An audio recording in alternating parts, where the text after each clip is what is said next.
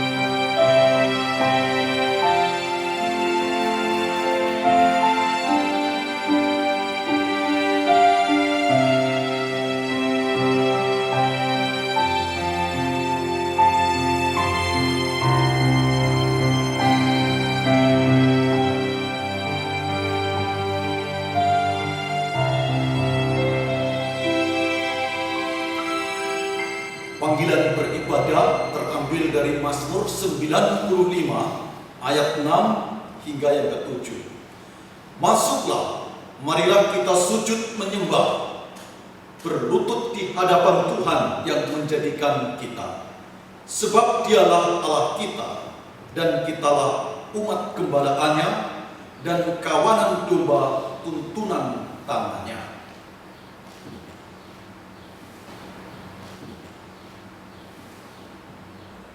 Pertolongan kita datang dari Allah, pencipta langit bumi dan segala isinya. Ibadah kita pada hari ini ditapiskan di dalam nama Allah Bapa, Putra, dan Roh Kudus. Kasih karunia dan damai sejahtera dari Allah Bapa, Putra, menyertai kita semuanya. Amin.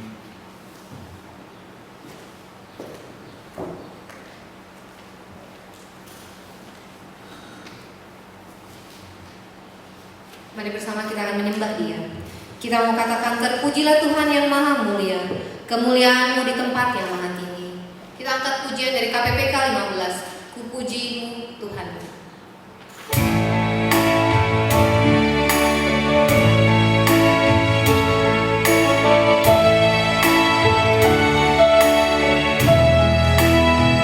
Kita mau bersyukur kepada Tuhan, kita mau memuji namanya.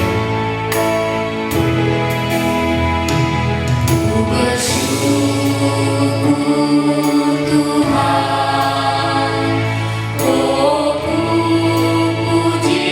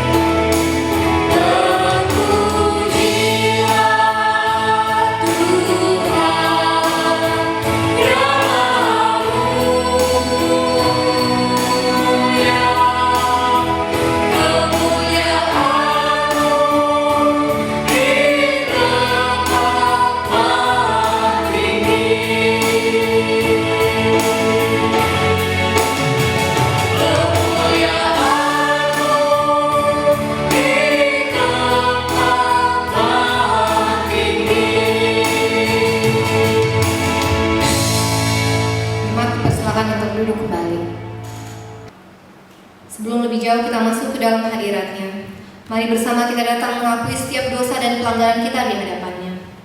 Dia Allah yang selalu setia menolong kita dan anugerah-Nya besar untuk selalu mengampuni setiap kita. Mari bersama sebelum kita berdoa mengakui setiap dosa kita angkat pujian. Janji-Mu ya dan amin.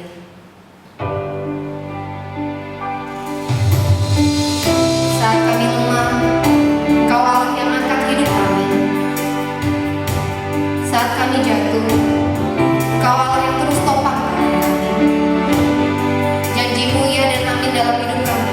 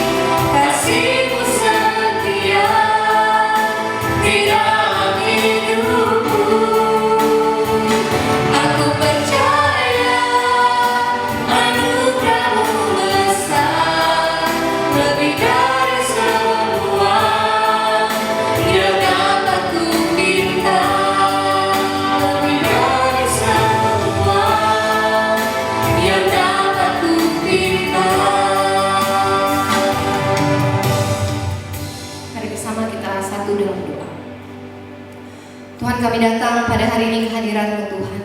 Kami membawa setiap dosa pelanggaran kami ke hadirat-Mu Tuhan. Kami percaya Tuhan, Engkau Allah yang tahu Tuhan segala dosa dan pelanggaran yang tersembunyi dalam hidup kami Tuhan. Tapi pada hari ini Tuhan, pada pagi hari ini, kami mau datang membawa setiap dosa kami, setiap pelanggaran kami Tuhan. Kami mau akui semua di hadapan-Mu Tuhan. Kiranya Engkau mengampuni setiap kami, Engkau melayakkan setiap kami Tuhan, agar kami boleh layak datang ke hadirat-Mu Tuhan. Kami boleh layak Tuhan masuk ke dalam ibadah Tuhan. Kau yang ampuni kami, Kau yang terus topang hidup kami Tuhan. Kiranya hidup kami setiap hari Tuhan boleh ada perubahan Bapa. Kami tidak melakukan lagi setiap dosa pelanggaran yang sama Tuhan. Kami berusaha untuk hidup lebih baik Tuhan, hidup semakin serupa dengan Engkau Tuhan. Kami serahkan Tuhan setiap doa kami ini ke dalam tangan-Mu Tuhan. Hanya dalam nama anak-Mu Yesus Kristus kami berdoa dan mengucap syukur. Amin.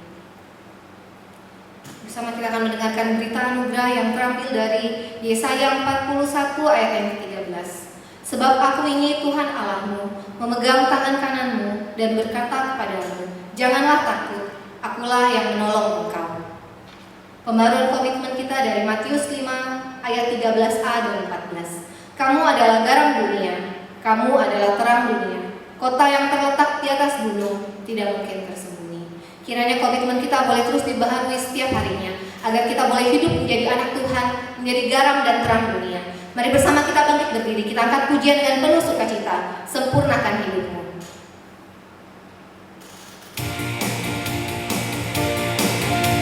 Setiap kita adalah umat Tuhan, kita adalah para pemenang, dan setiap kita dipilih untuk menjadi saksi untuk dunia ini.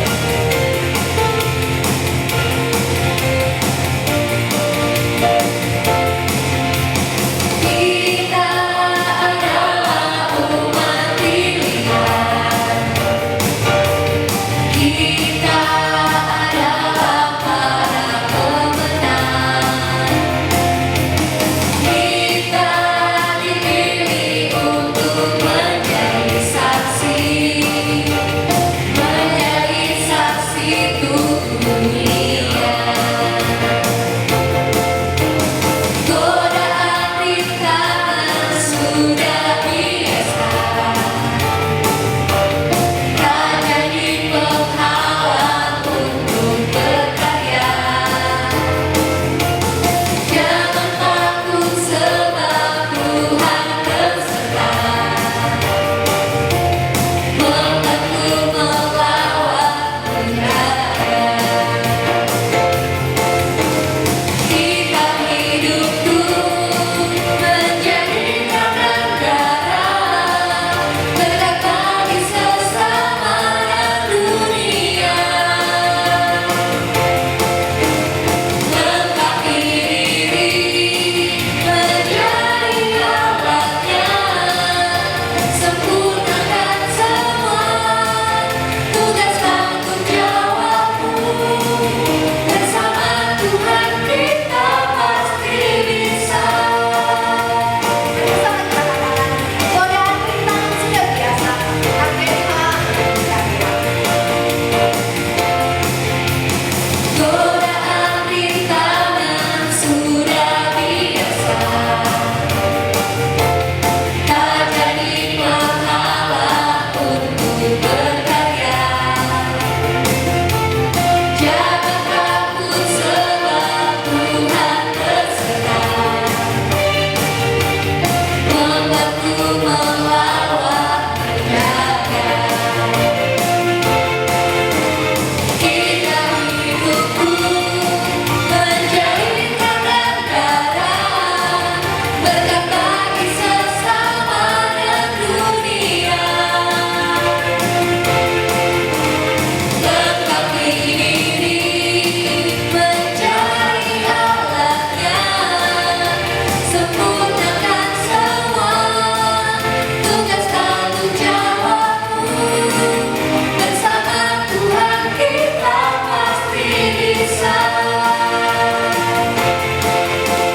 Kita hidup menjadi terang dan garam, berkat bagi sesama dan dunia. Lengkapi diri menjadi alatnya, sempurnakan semua tugas tanggung jawabmu. Bersama Tuhan kita pasti bisa. Bersama Tuhan kita pasti bisa.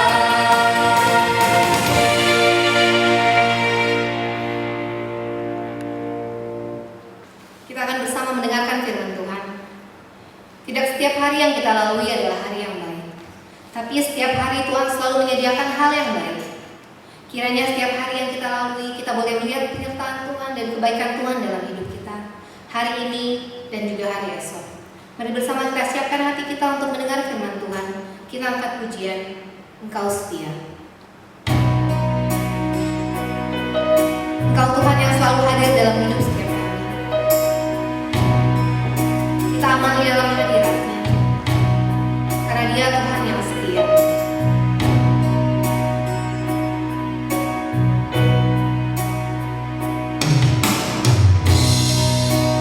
Tiada yang dapat pisahkan ku dari terangnya kasih-Mu. Kau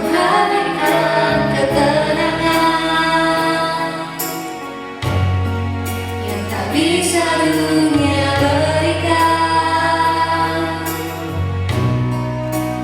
Kini kau pegang hidupku,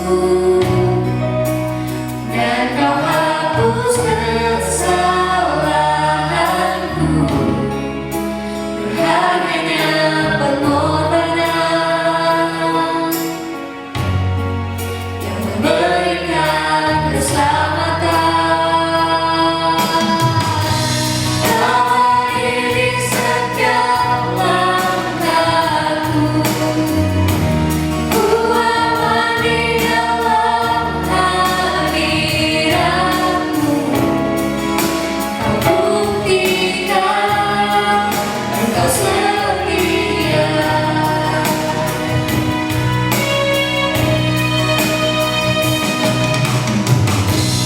Aku angkat tinggi tanganku, padaku berserah kepadamu. Selamanya Engkau setia.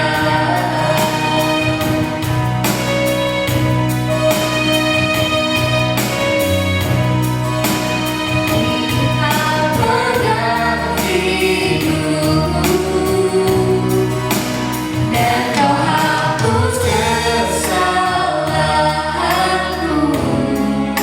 Berharganya pengorbanan yang memberikan keselamatan. Kau hadir di setiap langkahku, ku aman di dalam hadiratmu. Kau buktikan Engkau setia.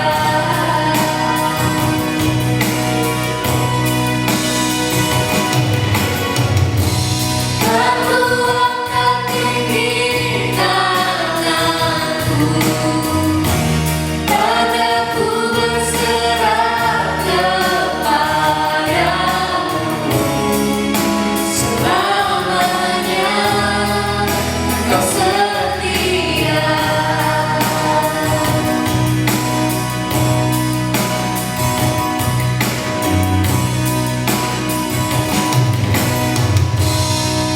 Untuk firman Tuhan saya serahkan kepada Evangelis Gianti. Chào anh, Tisun Ceme, Tajahau. Iya, sekali lagi selamat pagi bagi kita semua. Berharap kita semua di dalam keadaan sehat, baik secara jasmani maupun secara rohani. Kita bersyukur oleh anugerah Tuhan kembali boleh memberi kesempatan bagi kita semua untuk boleh datang beribadah, memuji, menyembah Tuhan. Dan saatnya kita juga akan berinteraksi dengan kebenaran firman Tuhan. Oleh karena itu, sebelum kita datang membaca, merenungkan kebenaran firman, kita mohon pimpinan daripada Tuhan di dalam doa. Mari kita datang di dalam doa. Kita berdoa.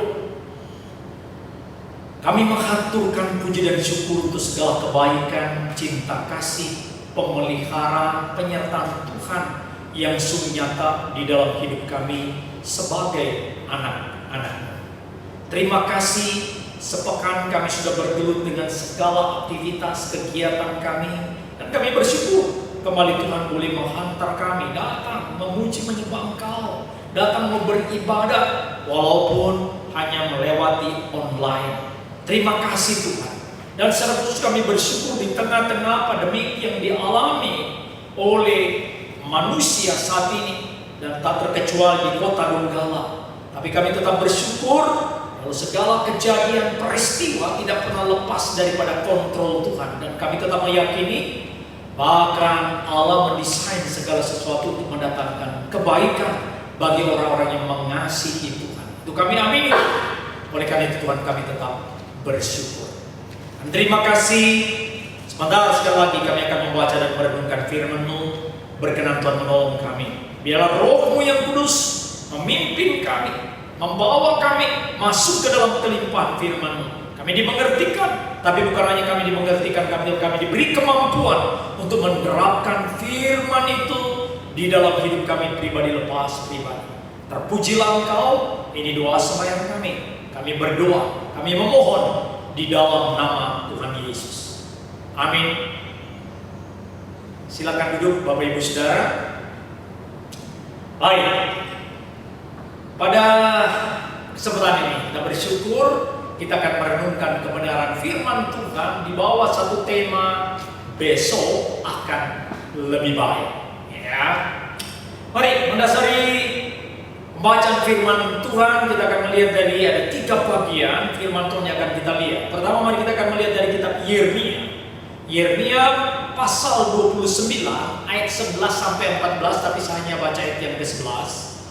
Yeremia pasal 29 ayat yang ke-11, firman Tuhan berkata, sebab aku ini mengetahui rancangan-rancangan apa yang ada padaku mengenai kamu. Demikianlah firman Tuhan, yaitu rancangan damai sejahtera dan bukan rancangan kecelakaan, untuk memberikan kepadamu hari depan yang penuh harapan. Dan kemudian kita melihat dari kitab Ayub, Ayub 42 ayatnya yang kedua. Ayub 42 ayat yang kedua berkata demikian, aku tahu bahwa engkau sanggup melakukan segala sesuatu dan tidak ada rencanamu yang gagal. Terakhir dari surat Paulus kepada jemaat di Roma, Roma pasal 8 ayat yang ke-28, satu bagian yang begitu akrab dekat dengan kita. Roma 8 ayat yang ke-28 berkata demikian, kita tahu sekarang bahwa Allah turut bekerja dalam segala sesuatu untuk mendatangkan kebaikan bagi mereka yang mengasihi Dia, yaitu bagi mereka yang terpanggil sesuai dengan rencana Allah. Sampai di sana pembacaan firman. Selamat dan berbahagia kita membaca, menyimpan dan melakukan firman itu di dalam kehidupannya sehari-hari. Besok akan lebih baik. Saudara, seringkali kita mendengar ada satu perkataan, hari ini lebih baik daripada kemarin, dan besok akan lebih baik daripada hari ini. Betul tidak? Dan itu memang menjadi satu kalimat yang memotivasi, yang coba memberikan satu hope, ada satu dorongan, pengharapan bagi kita bahwa hari esok akan lebih baik lagi. Namun saudara, ada hal yang perlu kita juga garis bawahi di dalam hal ini. Saudara, paling tidak ada 3 hal yang perlu kita ingat, yang perlu kita garis bawahi supaya di dalam bagaimana kita menapaki hidup ini, di dalam menghadapi berbagai gejolak macam hidup ini, 3 hal ini hampir boleh dikatakan tidak bisa dipisahkan dengan kehidupan engkau dan saya. Yang pertama, saudara, kita harus ingat ada hal-hal yang di dalam hidup ini yang tidak bisa kita kendalikan. Ya, sekali lagi, ada hal-hal di dalam hidup kita ini yang tidak bisa kita kendalikan. Satu contoh, saudara, ya burung terbang di atas kepala kita yang tidak bisa kita kendalikan. Betul tidak? Perkataan orang, reaksi orang, tidak bisa kita kendalikan. Dia kritik kita, dia katakan apa ya, tidak bisa kita kendalikan. Ya, itu. Jadi ada hal-hal ataupun peristiwa-peristiwa yang terjadi yang memang tidak bisa kita kendalikan. Itu kita harus ingat. Tapi yang kedua, di dalam dunia ini juga ada hal-hal yang bisa kita kendalikan. Ya kan? Contoh, kalau tadi pepatah mengatakan burung dia lewat di atas kepala kita, terbang di atas kepala kita, lewat itu, kita tidak bisa hindari. Tapi yang kita bisa hindari kalau dia batera di kepala kotoran, ya toh, orang harus senyakan. Betul tidak? Jadi demikian juga di dalam kehidupan ini ada hal-hal memang perkataan orang tidak bisa kita hindari, sikap orang ataupun bencana. Yang kita bisa kendalikan yaitu bagaimana kita berespons. Betul tidak? Terhadap perkataan orang, terhadap bencana yang datang yang tidak bisa kita kendalikan, bagaimana kita berespons. respons, itu yang bisa kita kendalikan. Hati kita, perasaan, emosi kita. Dan yang ketiga, ada di dalam dunia ini yang separuh kita bisa kendalikan dan separuh tidak bisa kita kendalikan. Maksudnya apa, saudara? Masalah kesehatan. Kesehatan, sakit. Ya, kita sudah tahu bahwa ini sudah tekanan darah tinggi. Kita tahu, kita bisa kendalikan dengan cara apa supaya tidak berlarut. Makan dia kontrol, itu kita bisa kendalikan. Ya, tapi tiba-tiba datang sakit, tapi bagaimana separuh kita bisa cegah dengan cara yaitu dengan bagaimana kita mengatur pola hidup dan sebagainya.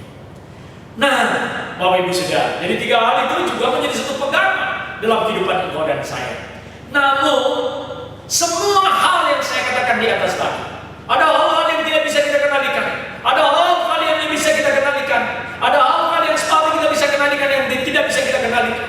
Namun di atas semuanya, perhatikan dengan baik, Bapak Ibu Saudara dikasihi Tuhan, kita mengamini dan mengimani. Roma 28 ayat 28 mengatakan apa, saudara? Bahwa Allah turut bekerja dalam segala hal untuk mendatangkan kebaikan bagi orang-orang mengasihi Tuhan. Hal yang tidak bisa kita kendalikan, dan itu di dalam kendali Allah betul-betul diizinkan, tapi bisa didesain untuk mendatangkan kebaikan, untuk akan menjadi lebih baik. Kita bisa kendalikan pun karena di dalam kontrol Tuhan memberikan kepada kita hikmat daripada Tuhan.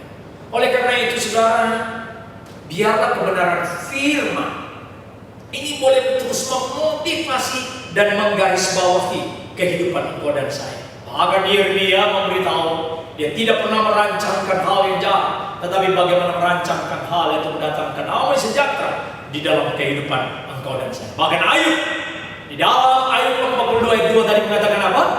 Aku tahu engkau sanggup melakukan segala sesuatu dan tidak ada rencanamu yang gagal. Amin. Bapak Ibu Saudara, mengkait dengan konteks di mana apa yang sedang melanda dunia, melanda Indonesia, dan melanda kota Donggala dengan wabah yang kita kenal dengan virus atau COVID-19, begitu ya. Kita juga tetap meyakini bahwa tidak ada hal yang terjadi yang tidak di dalam kontrol Tuhan, dan pasti akan ada maksud akan membawa hal yang lebih baik di dalam kehidupan engkau dan saya. Emang jujur, kehadiran daripada virus ini banyak merubah banyak hal di dalam kehidupan engkau dan saya. Ada hal-hal yang negatif, tapi juga ada hal-hal yang positif ketika wabah ini melanda manusia. Nah, tapi bagaimana kita memiliki cara pandang Kristen, cara pandang Kristiani yang benar di dalam mensikapi hal ini? Dengan satu keyakinan bahwa kita percaya besok melalui peristiwa ini, melalui kejadian ini, besok, minggu depan, bulan depan, tahun depan pasti akan lebih baik lagi. Amin. Dalam hal apa? Akan lebih baik lagi, saudara. Paling tidak ada beberapa hal yang akan kita renungkan bersama. Saya beritahu, paling tidak ada 5 atau 6 hal yang akan menjadi lebih baik setelah peristiwa ini yang akan kita renungkan, yang menjadi satu keyakinan kita. Yang pertama, dalam hal apa kita akan lebih baik pada besok, bulan depan, tahun depan, dan seterusnya. Yang pertama yang saya sebut dengan masalah higienitas dan sanitas. Nanti semua saya akan pakai di dalam semua S. Yang pertama kita bicara mengenai higienitas dan sanitas. Kedua kita akan berbicara masalah spiritualitas. Ketiga kita akan berbicara mengenai integritas. Keempat kita akan berbicara masalah teologis. Dan yang kelima kita akan berbicara masalah diakonis. Dan akhirnya ditutup dengan aktivitas. Nah, saudara, kita coba pikirkan bersama dulu masalah higienitas dan sanitas. Apa itu higienitas dan sanitas? Yang pasti akan lebih baik melalui peristiwa yang sedang kita alami ini. Higienitas masalah apa saudara? Masalah kesehatan. Dan masalah sanitas, masalah kebersihan. Oh saudara, melalui wejangan daripada pemerintah yang kita kenal dengan apa yang disebut dengan social distancing, physical distancing, tetapi ada lagi perintah bagaimana supaya setiap hari, bahkan setiap jam, setiap menit mungkin kita perlu menjaga sesuatu yang diri kita supaya lebih bersih. Cuci tangan lah, begitu kan? Kebersihan lah, kebersihan diri, kebersihan lingkungan. Ini bicara masalah higienitas dan sanitas. Pasti akan lebih baik. Saya percaya dulu kita adalah orang-orang yang mungkin terlalu mengabaikan itu. Bagaimana cuci tangan, ngomong kadang-kadang tidak terkontrol. Saat ini sudah harus dengan masker, ya. Itu adalah hal untuk kebersihan, itu adalah hal untuk kesehatan dan sebagainya. Nah, jadi ini pasti akan lebih baik melalui peristiwa ini. Akan lebih baik bagaimana itu akan menjadi gaya hidup kita. Menjadi gaya hidup kita, gaya hidup sehat, gaya hidup bersih. Bersih bukan hanya diri sendiri, bukan hanya di rumah kita, di lingkungan kita. Panggilan kita sebagai orang anak Tuhan di dalam bergereja, sebagai berjemaat di tengah masyarakat. Jangan juga buang sampah sembarangan. Kalau lihat got di muka rumah kotor, marilah orang Bapak menghadirkan satu teladan di tengah-tengah masyarakat pola hidup bersih. Ya kan? Itu ada di rumah kita. Kesehatan tubuh. Nah, saya percaya, saya dapat cerita dengan teman, katanya setelah peristiwa ini, waduh sebentar-sebentar dia cuci tangan, bukan hanya sebentar-sebentar cuci tangan, dia mandi, terus mandi. Dulu mandi mungkin satu hari cuma 1 kali, sekarang dia bisa 3 kali. Bersih. Kadang-kadang tuh badan BB orang bilang, bau badan gitu ya.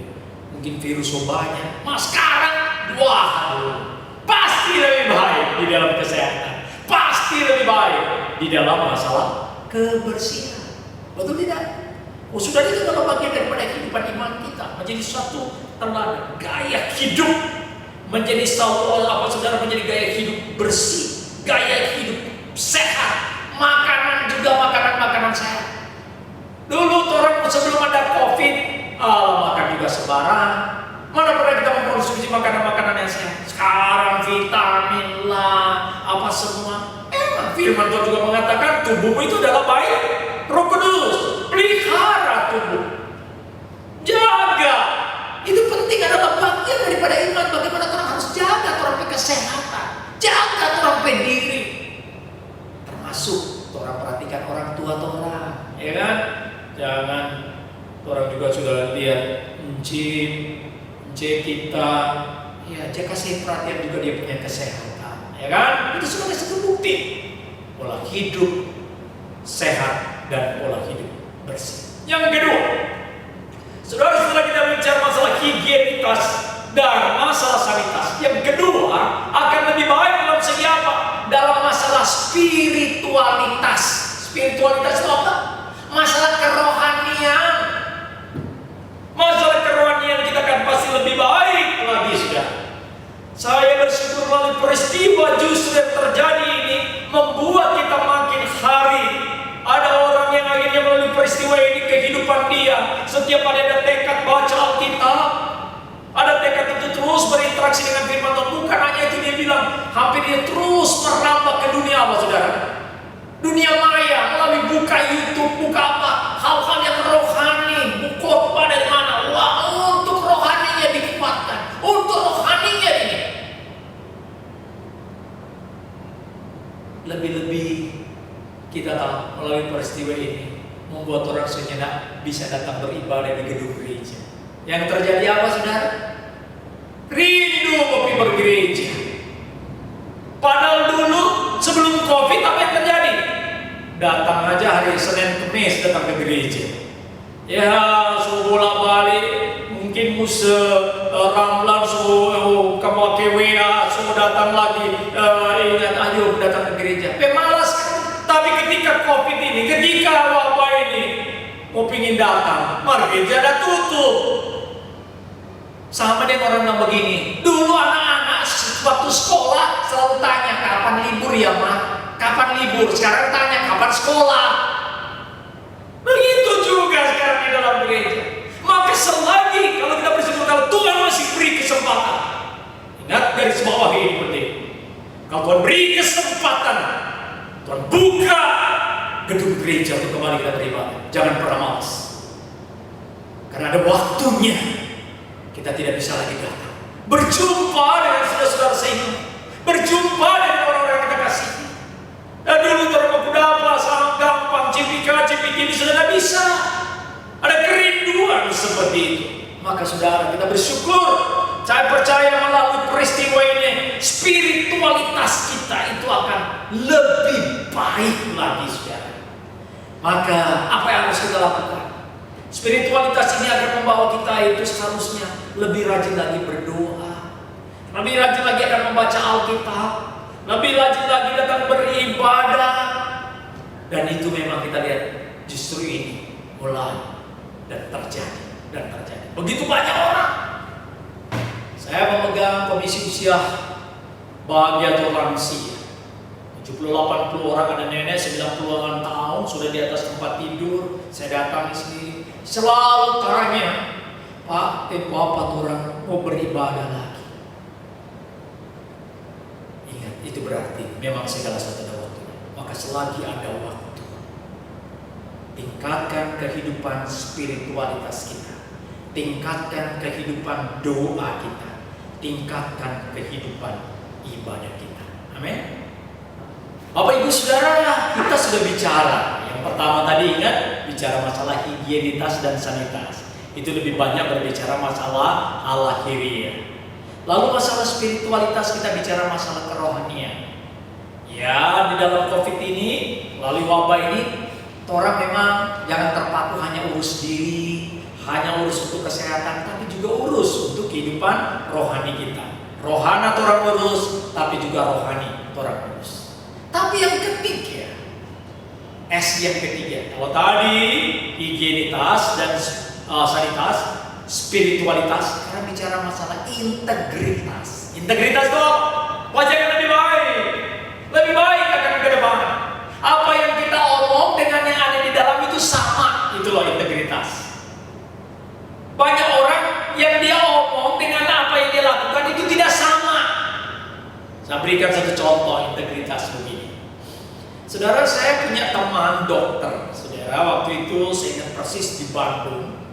Saya waktu masih pelayanan, lalu sering berolahraga dengan dokter ini, ya, olahraga badminton. Nah, dia seorang dokter, sudah bermain bagus. Wih, ini dokter juga, tapi punya kelebihan juga bermain badminton. Nah, satu kali setelah habis badminton, pas saya pergi menuju ke apa itu namanya, ke toilet, ke WC, dan pas dia keluar juga dari WC. Tapi betapa kagetnya saya, saudara, apa yang saya perhatikan? Dia dari WC keluar, merokok. Loh, saya kaget. Saya katakan kepada dia, dokter, bukannya tak boleh merokok? Kan orang kalau bilang ke pasien kalau benar ya tak boleh merokok ya. Sudah tahu dia bilang apa? Itu kan buat pasien, bukan for dia.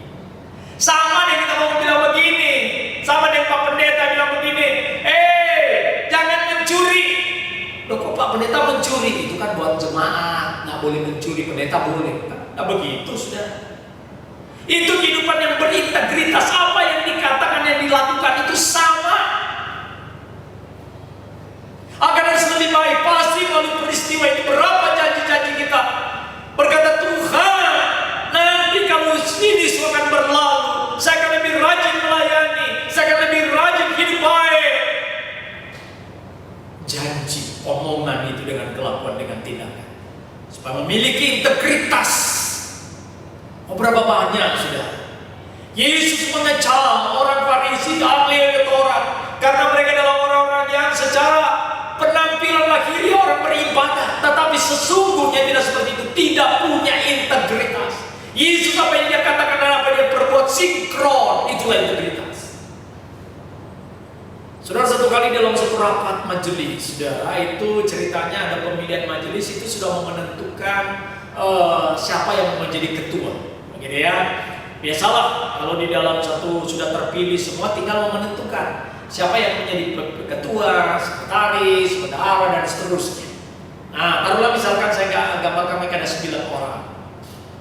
Lalu yang terjadi saudara, mereka mengatakan sudahlah kita aklamasi saja. Ya, aklamasi itu maksudnya secara musyawarah saja, sepakat, dan semua sepakat menunjuk ke satu pribadi, ke Bapak Allah, saya katakan seperti itu. Jadi semua waktu mereka katakan Bapak A cocok, tepat jadi ketua majelis, dia cukup cocok. Sudah tahu apa dikatakan oleh Bapak A ini? Waktu dikatakan, mana paling cocok? Ini mana yang paling cocok untuk jadi ketua majelis? Sudah tahu? Dia katakan, ini tidak layak. Ini tidak qualified, tidak berusia, tidak bersyarat. Orang lain lah, orang lain jo. Saya tidak berkualitas, tidak qualified lah seperti itu. Tapi kamu katakan teman-temannya enggak lah. Bahkan gembala gereja bilang, enggak lah kamu cocok, enggak lah, saya belum pantas. Oleh karena penolakan begitu, akhirnya mereka bilang beginilah, kalau begitu kita voting saja. Voting itu maksudnya pilih lewat kayak ambil suara begitu ya. Tapi dengan kesepakatan siapa yang bersuara terbanyak harus konsekuen. Terima, setuju, semua setuju. Deal. Nah kemudian akhirnya mulai jadi kertas 9 mulai pilih satu persatu. Ya sudah dikumpulkan. Lalu kemudian sudah tahu apa yang terjadi, mulai dihitung. Mereka katakan biarlah Pak Pendeta yang menghitung. Nah, Pak Pendeta sebagai penghitung yang ke-10 orang, kan cuma 9 ini. Biar Pak Pendeta netral yang baca sekaligus menghitung. 1, sudah tahu waktu 1 menyebut si Bapak yang tadi. Kertas yang kedua dibuka Bapak, ketiga, keempat, kelima, keenam juga si A, sudah lebih dari 50%. Mereka mengatakan ya sudah WA. Tapi ada seorang bapak bilang ya sudahlah, daripada takut baca tuh semua. Akhirnya saudara baca. Ke-7 Bapak A, 8 A, nah tinggal 1. Sudah tahu, langsung bilang baca juga lah sekalian. Waktu dibuka sudah tahu tulisannya apa? A. Berarti dengan kata lain apa? Si bapak tadi bilang, oh saya nggak punya qualified, saya nggak punya kualifikasi, saya nggak pantas. Dia sendiri pilih dirinya. Omongan dengan tindakan nggak sama. Itu orang yang tidak berintegritas. Saudara, melalui peristiwa kejadian yang kita alami saat ini, itu sebetulnya akan menguji integritas kita. Janji-janji kita kepada Tuhan, janji-janji kita kepada sesama akan lebih baik lagi. Itu penting. Bangsa Israel dalam kitab Yeremia ketika dibuang di Babel, lalu peristiwa Tuhan kembalikan mereka. Apa mereka punya janji? Itu harus mereka pegang. Walaupun Tuhan sudah merancangkan hal yang baik dalam kehidupan mereka, tapi kadang-kadang mereka adalah bangsa yang tegak teguh. Omongan kadang-kadang tidak bisa dipegang. Seharusnya melalui peristiwa kejadian-kejadian seperti ini, buat engkau dan saya lebih berintrospeksi diri, evaluasi diri, untuk hidup kita lebih berintegritas. Kita senang kan kalau orang suami, orang istri, orang anak, apa dia omong sesuai dengan tindakan. Kepada karyawan orang, kepada bos kita juga seperti itu. Kalau kita senang orang seperti itu, kita juga harus melakukan seperti itu. Amin. Oke, Bapak Ibu Saudara, kita sudah bicara mengenai higienitas. Kita sudah bicara masalah apa saudara? Masalah spiritualitas. Kita sudah bicara masalah integritas yang akan lebih baik lagi melalui peristiwa COVID-19, melalui peristiwa wabah virus COVID-19 ini. Saya terlalu yakin itu masalah teologis. Teologis itu apa? Pemahaman kita tentang siapa Allah.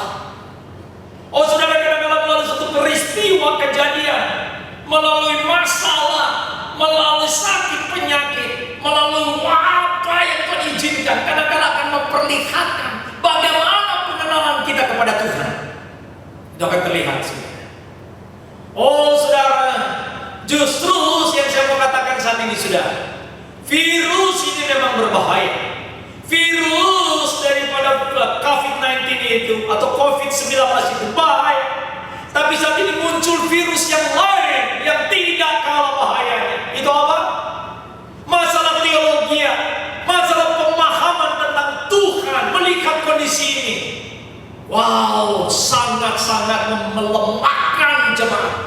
Sangat kadang-kala meluluh-lantakkan orang-orang yang dalam kepengiringan akan Tuhan karena ajaran. Maaf, bahkan dari mereka yang menamakan diri hamba-hamba Tuhan, tetapi tidak bertanggung jawab dengan pengajaran teologi, dengan konsep kebenaran yang sesungguhnya. Masalah apa? Saya berikan contoh. Mereka mengatakan peristiwa ini virus ini, COVID-19 ini, itu dia bermata. Dia bilang, punya mata. Dia cuma melek, cuma melihat kalau kepada orang yang tidak percaya. Jadi dengan kata lain dia mau kasih tahu begini, itu virus ini cuma kena kepada orang yang tidak beriman, yang tidak percaya Tuhan. Nah, orang kena. Tapi kalau yang percaya Tuhan, virus ini buta, tidak lihat. Jadi dia tidak mau karena orang percaya dia tidak lihat. Tapi kalau yang orang tidak percaya, oh, dia makan, dia masuk, maka dia bisa matikan. Oh, bukan hanya itu, saudara. Mereka mengatakan Mazmur 91. Mazmur 91, perhatikan dengan baik. Dia mengatakan kalau betul-betul kita percaya, dia akan melindungi, dia akan menghindarkan kita dari semua malapetaka dan sebagainya dan sebagainya. Wow, luar biasa. Pertanyaan saya, Bapak Ibu Saudara, ada enggak orang Kristen, ada tidak orang percaya melalui peristiwa wabah ini terpapar oleh COVID-19 ini, oleh virus COVID-19 ini? Ada tidak? Oh, begitu banyak. Ada pendeta, ada muslim, ada contoh, ada yang cak tahu, saya nggak tahu, yang perampok juga ada. Jadi tidak ada dibilang kalau anak-anak Tuhan akan kena. Di mana ada ajaran seperti ini?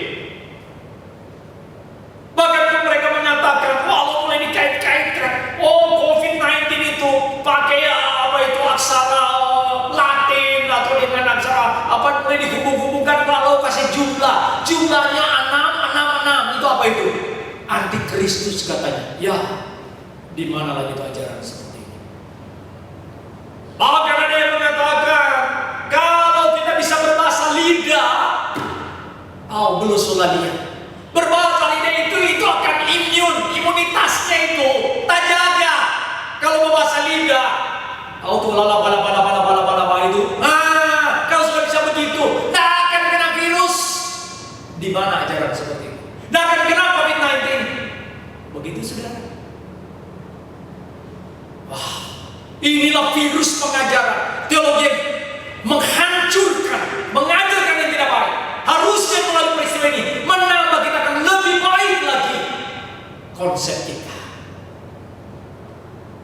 Oh, banyak lagi, saudara, yang mengatakan, bahkan seorang pendeta membuat mengatakan, katanya Tuhan bicara, mengatakan berhenti. Lihat itu bukan? Bulan Maret Tuhan bicara kepada dia bahwa virus ini berhenti. Ini sebulan apa, saudara? So berhenti? Saya mau tanya, kalau dia pegang omongan seperti itu, harusnya dia bertanggung jawab, mundur daripada pendeta dia. Karena itu sudah mengajarkan kesesatan. Wah, saudara. Di Surabaya ada seorang hamba Tuhan mengatakan, saya tidak takut, gereja tidak perlu takut kepada apa? Kepada virus ini. Maka dia turun, kok dia cipika-cipiki. Nah, ada virus di sini, cium saja di sini. Di Amerika mati di pendeta itu, saudara. Yang mengatakan dia tidak takut. memalukan. Ini harusnya menjadi satu introspeksi dan pemahaman kita. Harus akan lebih baik lagi, saudara. Orang belum ada 2 tahun, saudara, mengalami suatu bencana besar. Kita ingat bukan? Dengan gempa bumi, tsunami, likuifaksi. Ada tidak anak Tuhan yang kena? Ada tidak orang yang lebih cinta Tuhan daripada kau dan saya mati karena itu? Apa dia bisa? Bisa, siapapun dia. Semua di dalam kedaulatan dan dalam penetapan Allah. Justru kalau kita bisa masih hidup, itu adalah anugerah dari Tuhan. Maka saya meyakini, kalau kehidupan normal, pemahaman kita melalui peristiwa ini, akan hari esok pemahaman teologi kita akan lebih baik lagi. Maka lebih suka belajar Alkitab. Kalau contoh aja, ayo datang PA, belajar Alkitab, jangan malas-malas, supaya orang pemahaman kuat, tidak mudah goyah, tidak mudah goncang oleh ajaran apapun. Amin, saudara. Biarlah ini menjadi satu pemahaman di dalam kehidupan engkau dan saya. Bapak Ibu Saudara, setelah kita bicara masalah teologis, sekarang kita bicara pasti akan lebih baik. Lebih baik, hari esok akan lebih baik lagi dalam masalah apa? Melalui peristiwa ini, lebih baik dalam masalah diakonis. Higienitas, sanitas, spiritualitas, integritas, apalagi teologis, dan kita bicara masalah diakonis. Diakonis itu apa? Pelayanan. Pasti akan lebih baik. Kita bersyukur melalui peristiwa kejadian ini, saudara, sangat bersyukur. Gereja tidak tinggal diam. Saya bersyukur gereja di mana saya melayani, melalui peristiwa ini, begitu banyak orang yang punya kepedulian. Aduh kesian, begitu banyak orang dampak yang dibawa oleh COVID ini. Banyak mereka yang akan kehilangan pekerjaan, banyak mereka untuk makan saja sudah susah. Disitulah bangkit rasa kepedulian sosial engkau dan saya. Gereja dipanggil, kita tahu kan? Ada 3 tugas gereja yang kita tahu. Ada apa, saudara? Ada koinonia, marturia, ada diakonia. Diakonia adalah satu pelayanan, diakonis. Bagaimana kita melayani? Ada perhatian sosial kita kepada sesama kita. Pertanyaan kita waktu dalam kondisi begini, saudara, adakah gereja terpanggil turun melihat masyarakat di sekitar? Ada begitu banyak mereka yang sudah mengalami kekurangan, untuk makan saja susah. Adakah kita peduli, saudara, dengan mereka? Mari, saudara, di dalam konteks seperti ini, mari tingkatkan. Itu akan membawa kita akan lebih baik. Ada kepedulian sosial orang naik, meningkat. Oh saudara, ini harusnya memberikan daya apa kepada kita? Daya juang pelayanan kita, keperhatian, kepedulian sosial kita makin lebih baik. Oh saudara, Tuhan Yesus di dalam kehidupan dia memberikan satu contoh. Kepedulian kepada orang-orang, kepedulian kepada orang-orang yang ada. Dan itu kita tahu sudah tidak dibatasi oleh apa? Oleh kelompok. Banyak orang memang kadang-kala jiwa, oh siapa orang membantu itu? Kadang-kala orang lihat dulu, wah itu iniran, kalau cungkoran boleh lah. Jiwa diskriminatif, paku lia-lia DP warna kulit. Ya enggak sudah. Lalu peristiwa ini kita lihat. Saudara lihat melalui peristiwa ini di Indonesia, orang-orang siapapun turun membantu. Gereja harus lebih baik, orang harus lebih baik di dalam masalah dia punya. Tidak peduli siapapun, punya motivasi yang benar. Kita punya motivasi satu, Tuhan dimuliakan. Matius 5 ayat 16. Di dalam Matius 5 ayat 13 mengatakan kamu adalah garam, kamu adalah terang. Tapi Matius 5 ayat 16 mengatakan apa yang kamu lakukan itu supaya orang melihat melalui perbuatan kita. Tuhan itu dimuliakan melalui kepedulian sosial kita. Jadi maka motivasi kita itu harus lebih baik. Sudah saya ingat satu waktu saya ingat persis waktu itu saya ada pelayanan di Surabaya dalam satu persekutuan rumah tangga, begitu ya, persekutuan rumah tangga atau bilang apa, persekutuan rumah tangga begitu. Lalu seorang ibu berdiri, dia bersaksi. Dia bilang begini, waktu dia bersaksi dia berkata, pembantu saya sakit. Kasihan dia sakit. Sudah, tapi tiba-tiba waktu dia bilang dia sakit, dia sudah bisa melelehkan air mata. Saya bawa dia ke dokter. Ke dokter ini tidak sembuh. Dokter ini tidak sembuh. Saya bawa dia ini. Waduh, saya berpikir ini seorang tuan, seorang majikan yang sangat care, sangat peduli dengan pembantu, dengan orang tinggal di rumah dia, yang membantu pekerjaannya. Wah, dia katakan begitu. Dia sampai menetes air mata. Tapi saudara, akhirnya dia ngomong ini. Dia bilang, saya sudah bawa dia ke dokter ini. Saya sudah dibawa dia ke rumah sakit ini. Dan tidak sembuh-sembuh. Aduh, saya bawa dia ke sana sini. Soalnya saya sudah capek. Karena kerjaan di rumah banyak. Ya mati sudah. Tadi saya pikir waktu dia meneteskan air mata, melihat dia punya motivasi. Karena peduli. Karena kasihan supaya pembantu ini sembuh. Rupanya dia cuma kasihan supaya apa? Kalau dia sembuh, dia bisa kembali kerjakan pekerjaan di rumah. Karena tuh ibu ini setengah mati. Kalau tidak ada pembantu, dia yang kerja sendiri. Wah, itu kan motivasinya tidak benar. Bagaimana kita? Motivasi kita. Biarlah melalui peristiwa ini, diakonis kita, pelayanan kita ditingkatkan akan lebih baik lagi.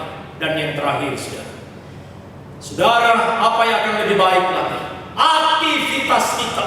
Saya percaya melalui peristiwa yang terjadi, melalui COVID-19 ini, akan ada lebih baik lagi dalam hal apa? Saudara, dalam aktivitas kita, dalam pekerjaan kita, dalam studi kita, akan membuat kita itu daya kreasi kita. Di dalam pekerjaan mungkin engkau di PHK, mungkin engkau mengalami pemberhentian pekerjaan, tapi tidak membuat engkau patah arang, putus asa. Engkau meng-create sesuatu, engkau melakukan sesuatu. Saya menemukan jemaat saya sendiri. Bagaimana saya lihat akhirnya dulu tidak pernah belajar bagaimana jual babi, PWD, potong babi dan sebagainya. Mungkin tidak pernah potong babi. Akhirnya dia bisa jual untuk hidup, untuk bagaimana meningkatkan untuk pemasukan.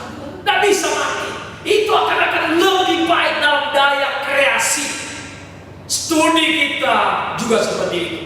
Di dalam hal apa? Sebagai ibu rumah tangga, saudara, saya bersyukur. Saya mengatakan bahwa dalam setiap peristiwa, saya mengatakan apa yang disebut dengan apa? Blessing in disguise. Berkat terselubung dalam peristiwa kejadian seperti ini. Yang terjadi, istri saya tambah pinter masak. Anak saya apalagi semua coba sana, walaupun doi keluar banyak, tapi justru ada hal yang positif. Maka dalam peristiwa dia akan lebih baik lagi. Amin, saudara. Mari, karena memang Tuhan merancangkan bagi kita untuk menghadirkan damai sejahtera, hari depan yang lebih baik. Dan tidak ada satupun yang bisa menggagalkan, sebagaimana Ayub katakan, aku tahu engkau sanggup melakukan segala sesuatu dan tidak ada rencanamu yang gagal. Bahkan dikosing oleh Paulus mengatakan, Allah turut bekerja, semua mendatangkan kebaikan, dan hari esok akan lebih baik lagi. Amin, saudara. Tuhan memberkati setiap kita. Mari kita datang di dalam doa. Bapa, kami bersyukur untuk kebenaran firman-Mu yang boleh kembali memberikan satu ingatan bagi kami. Dan kerinduan kami, firman ini bukan sekedar menjadi satu informasi, tapi terus mengedukasi, mengajar kami, bahkan menjadi bahan refleksi, bahan perenungan. Dan itu boleh mentransformasi, mengubah cara pandang kami melalui peristiwa yang terjadi, yang Kau izinkan. Dan keyakinan kami, hari esok akan lebih baik lagi. Dalam banyak hal, di dalam masalah higienitas, di dalam masalah spiritualitas, di dalam masalah integritas, masalah teologis, masalah diakonis, dan aktivitas kami semua pasti akan lebih baik. Itu kami amini dan kami imani. Terima kasih Tuhan, terpujilah Engkau. Dalam nama Yesus Tuhan, kami sudah berdoa dan bersyukur. Haleluya. Amin. Terima kasih buat hambanya yang telah menyampaikan firman Tuhan. Semoga Tuhan memberikan berkat dalam rumah tangga serta pelayanan-pelayanan yang Tuhan percayakan. Dan saya mengundang jemaat Tuhan untuk bangkit berdiri bersama orang percaya di seluruh dunia dan di sepanjang abad. Mari bersama-sama kita mengikrarkan pengakuan iman rasuli. Pengakuan iman rasuli. Aku percaya kepada Allah, Bapa yang Maha Kuasa, Khalik langit dan bumi, dan kepada Yesus Kristus, Anaknya yang tunggal Tuhan kita, yang dikandung daripada Roh Kudus, lahir dari anak darah Maria, yang menderita sengsara di bawah pemerintahan Pontius Pilatus, disalibkan, mati dan dikuburkan, turun ke dalam kerajaan maut. Pada hari yang ketiga, bangkit pula dari antara orang mati, naik ke surga, duduk di sebelah kanan Allah, Bapa yang Maha Kuasa. Dan dari sana ia akan datang untuk menghakimi orang yang hidup dan yang mati. Aku percaya kepada Roh Kudus, gereja yang kudus dan persekutuan orang kudus, pengampunan dosa, kebangkitan orang mati, dan hidup yang kekal. Mari kita satu hati untuk menaikkan doa syafaat. Tuhan Allah Bapa yang bertahta di surga, sungguh kami bersyukur dan berterima kasih karena Tuhan terus menjaga kami semua, memelihara jemaat Tuhan, memelihara gereja Tuhan, dan terus memberikan perlindungan yang ajaib dalam hari-hari. Pada saat ini kami kembali menyerahkan untuk jemaat GKK Donggala ke dalam tangan kasih Tuhan. Kiranya Tuhan terus menopang, kiranya Tuhan terus memelihara, sehingga dalam kehidupan berkeluarga, dalam kehidupan berumah tangga, terus mereka menikmati sukacita, damai sejahtera, rezeki yang terus ada dalam hidupnya. Berbagai pergumulan yang dihadapinya, kiranya Tuhan campur tangan untuk melepaskannya. Karena itu, yang sakit di dalam nama Tuhan Yesus, Tuhan menjamah, sehingga masing-masing memperoleh kesembuhan yang berasal daripada. Yang lemah Tuhan kuatkan, yang susah Tuhan memberikan penghiburan. Dan kami rindu masing-masing merasakan bahwa Tuhan itu baik bagi mereka semuanya. Saat ini pula kami berdoa Tuhan, untuk penerapan new normal yang sudah dimulai dan dijalankan di negeri kami Indonesia ini. Kiranya hal ini direspon secara positif oleh masyarakat yang ada, dengan saling menjaga, saling menopang, sehingga semuanya ini mempercepat pemutusan virus corona yang ada di Indonesia maupun yang ada di dunia ini. Terlebih untuk yang ada di Donggala. Karena itu topang semuanya supaya kami sebagai bagian daripada masyarakat ikut serta mempersiapkan, ikut serta menyiapkan segala sesuatunya, sehingga kami semuanya Tuhan, anak-anak Tuhan, jemaat Tuhan memiliki kesiapan untuk masuk dalam dunia yang baru ini. Karena itu Tuhan pimpin kami, berikan hikmat kami supaya kami bisa menjaga jarak satu dengan yang lain, dan kami mempersiapkan diri kami terus supaya kami sehat, kuat, sehingga bisa bekerja serta melayani Tuhan. Kami berdoa untuk negeri kami Indonesia dalam penanggulangan virus corona yang masih terus membumbung di negeri ini. Tolong Tuhan Yesus Kau bermurah hati, agar Tuhan turut serta menghentikan, Tuhan turut serta untuk meminimalisirkan, sehingga Tuhan membawa kesejahteraan dan sukacita buat negeri ini. Karena itu kami berdoa buat mereka yang sudah terpapar, di dalam nama Tuhan Yesus, Tuhan yang disembuhkan. Dan kami rindu Tuhan ada vaksin, ada obat yang bisa menolong mereka yang sudah terpapar. Mereka yang pada saat ini dalam keadaan sehat, jaga terus Tuhan, topang terus Tuhan, beri hikmat terus, supaya mampu menjaga diri dengan baik dan selalu aman karena Tuhan. Kami berdoa untuk pihak medis yang pada saat ini berupaya terus untuk menolong menyembuhkan mereka yang terpapar. Beri kesehatan serta kekuatan khusus baginya, sehingga dalam keadaan seperti ini mereka terus memiliki semangat dan mereka terus mampu mengerjakan tugas dan tanggung jawabnya. Di saat mereka melayani masyarakat yang terpapar, kami mohon mereka diberkati Tuhan secara pribadi maupun dalam keluarga mereka semuanya. Terima kasih Bapa di dalam surga. Kami berdoa untuk Donggala dan sekitarnya. Tuhan jaga supaya virus ini tidak mewabah kemana-mana. Yang terkena kiranya Tuhan sembuhkan.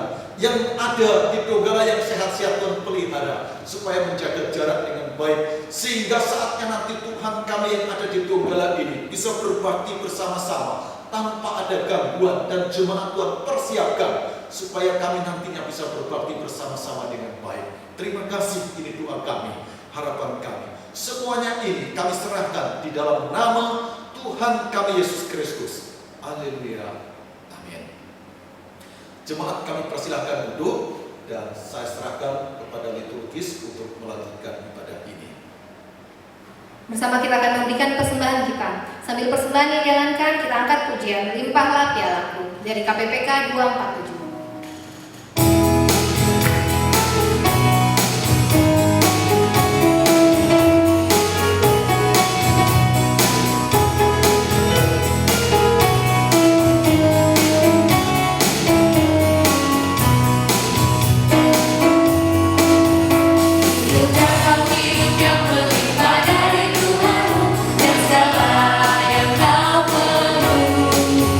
Percayalah pada Bapa dan sesuai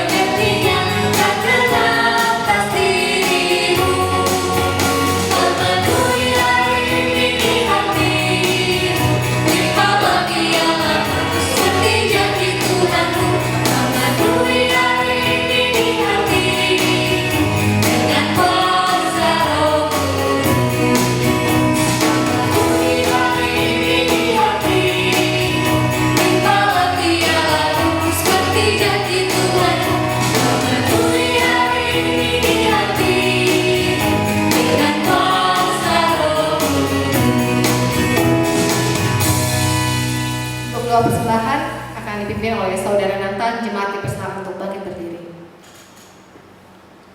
Mari kita berdoa. Bapa dalam kerajaan surga, kami sungguh mengucap syukur untuk kebaikan dan kemurahan Tuhan bagi setiap kami. Makasih ya Tuhan untuk kebenaran firman Tuhan yang sudah boleh meneguhkan setiap kami. Biarlah renungan ini boleh menjadi rema di dalam diri kami. Dan kami juga telah memberikan sebagian dari apa yang telah Kau berikan bagi kami. Biarlah ini boleh dipakai bagi pelayanan di tempat ini untuk memperluas kerajaan Tuhan. Kami bersyukur dan berdoa di dalam nama Yesus Kristus, Allah kami yang hidup. Amin. Amin. Kita akan bersama mengakhiri ibadah kita pada pagi hari ini. Kita akan membacakan pengutusan. Arahkanlah hatimu kepada Tuhan.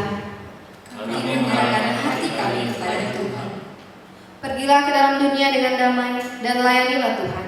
Bersukacitalah senantiasa dalam Roh Kudus. Amin. Kita akan angkat doksologi.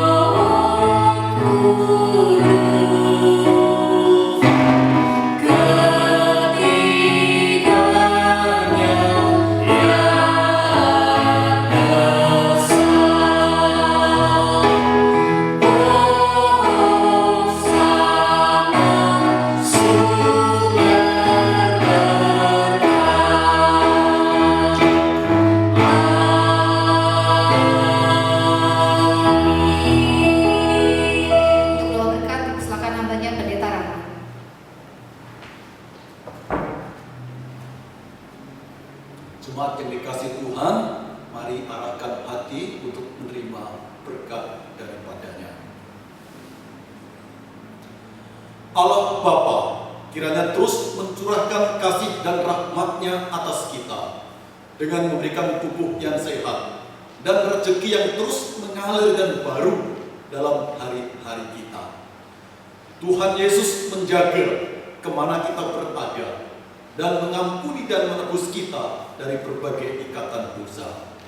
Roh Kudus memberi damai sejahtera sukacita, serta penghiburan buat kita semuanya, serta mengingatkan segala sesuatu yang harus kita kerjakan dan selesaikan.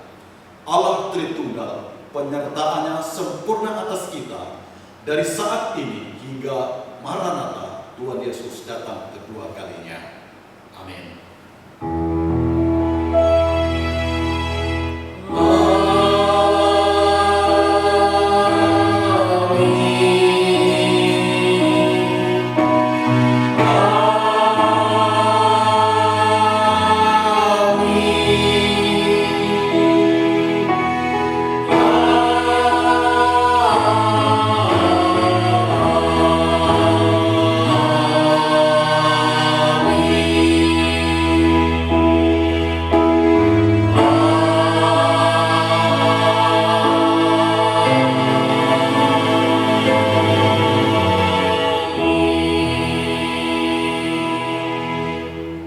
Silakan duduk. Ibadah selesai. Tuhan memberkati kita semuanya.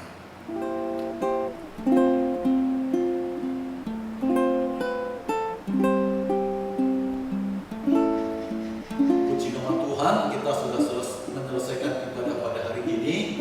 Semoga yang kita lakukan berkenan di hadapan Tuhan.